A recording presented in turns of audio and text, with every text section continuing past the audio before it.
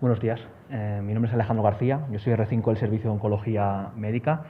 Un placer poder compartir con vosotros los resultados del siguiente análisis de la tasa de respuestas, supervivencia libre de progresión y toxicidad de pacientes mayores de 65 años con cáncer de mama metastásico luminal HER2 negativo tratados con inhibidores de quinasas dependientes de ciclina 4/6. Más del 40% de pacientes con nuevo diagnóstico de cáncer de mama van a tener o tienen más de 70 años. Y en esta población, mayores de 65 años, nos centraremos, 70-80% de los pacientes tienen un perfil de tumores de mama luminal. Ello significa que expresan receptores de progestágenos o de estrógenos y, por lo tanto, candidatos a recibir un tratamiento antihormonal, típicamente con inhibidores de aromatasa o con antiestrogénicos puros como el fulvestrant. A pesar de ello, esta población está poco representada en los ensayos clínicos pivotales, aquellos que llevan a la aprobación de los fármacos. La población mayor de 65 años representa un 21% de la población de los ensayos y si nos vamos a los mayores de más de 70 años, nos vamos a un 4% solamente. Los inhibidores de quinasas dependientes de ciclina 4/6 se han unido a estos fármacos, a inhibidores de aromatasa y fulvestrant, en la primera línea de tratamiento, y ello basado en 3 grandes estudios clínicos representados de arriba abajo: el Paloma 2 con palbociclib, el Monalisa 2 con ribociclib y el Monarch 3 con abemaciclib, en los cuales se aumentó la supervivencia libre de progresión, es decir, que disminuyó la probabilidad de progresión entre un 42 y un 48%. En este contexto son necesarios más datos de la vida real para comprender la eficacia y la seguridad de estos fármacos en la población mayor de 65 años.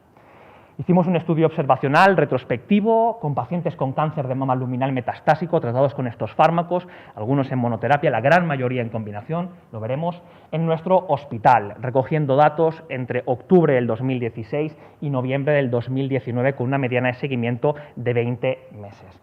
Nuestro objetivo, comparar los datos de la población mayor de 65 años con aquella igual o menor de 65 años, en términos de características clínico-patológicas, eficacia del tratamiento en términos de supervivencia libre de progresión y porcentajes de toxicidad a los fármacos. Se construyeron modelos univariados, se calculó la supervivencia libre de progresión mediante el método de Kaplan-Meier. En cuanto a la población, un total de 166 pacientes, el 40%, 64, mayores de 65 años, con una mediana de edad de 73 años, frente a la mediana de 54,1 años.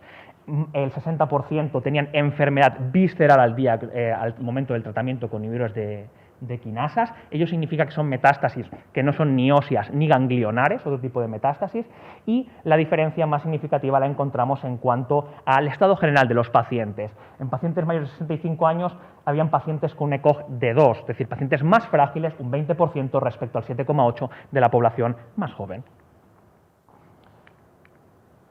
En cuanto al tipo de tratamiento recibido, la mayoría de los pacientes, el 80%, recibió fulvestrant, y en la tabla recibió palbociclib en combinación o con fulvestrant o con inhibidores de aromatasa, y se repartían más o menos a mitad y mitad. También recibieron ribociclib y algunos pacientes abemaciclib, y algunos de ellos, solamente uno en el grupo de menores de 65 años y 3 en el paciente mayor de 65 años, en monoterapia. La mayoría lo recibían en combinación, según la ficha técnica.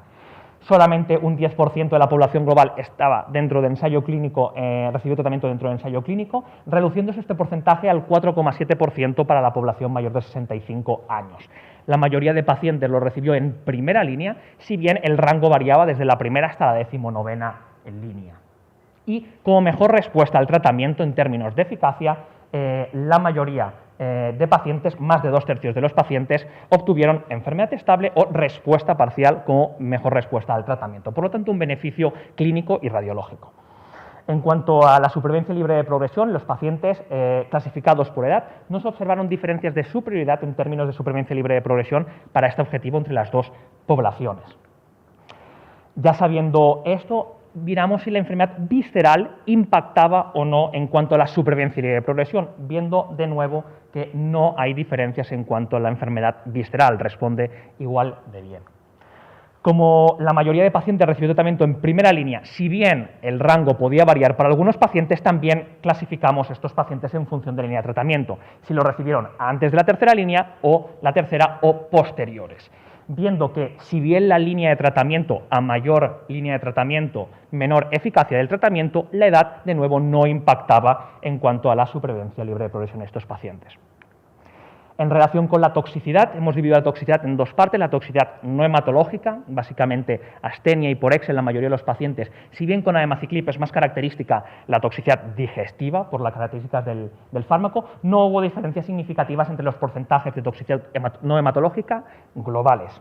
En cuanto a la toxicidad hematológica, característica de estos fármacos, sobre todo en forma de citopenias, siendo la neutropenia la más clara, el 69% de los pacientes mayores de 65 años y el 79% de los menores de 65 años tuvieron toxicidad hematológica. Si bien los pacientes mayores de 75 años tuvieron toxicidad hematológica más grave, grado 3-4, aquella que nos obliga a parar el tratamiento e incluso a considerar la reducción de dosis. Y ello se tradujo en que los pacientes mayores de 65 años tuvieron un riesgo por 2, una odds de 2, de sufrir o de tener que someterse a una reducción de dosis para tolerar el tratamiento. Por último, la mayoría de los pacientes que necesitaron esta reducción de dosis lo hicieron en los primeros ciclos de tratamiento. Como conclusiones, no hubo diferencias estadísticamente significativas en cuanto a la supervivencia libre de progresión y la toxicidad global de los fármacos, si bien sí que hubo una diferencia no estadísticamente significativa en mayor grado de toxicidad hematológica en pacientes mayores, lo que se tradujo en mayor posibilidad de necesitar reducción de dosis. Finalmente, la presencia de metástasis visceral no impactó en términos de supervivencia libre de progresión. Muchas gracias.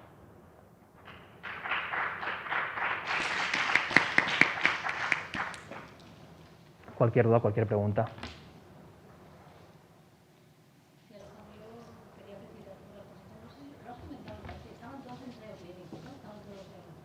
Perdón, lo vuelvo a poner. Solamente un 10% de los pacientes que incluimos en la muestra, recibió el tratamiento con inhibidores de quinasas dentro de un ensayo clínico. El resto, el siguiente 90%, no lo recibió. La mayoría de estos pacientes estaban en el grupo de abemaciclib y fueron en líneas posteriores. Es un grupo más pequeñito de pacientes.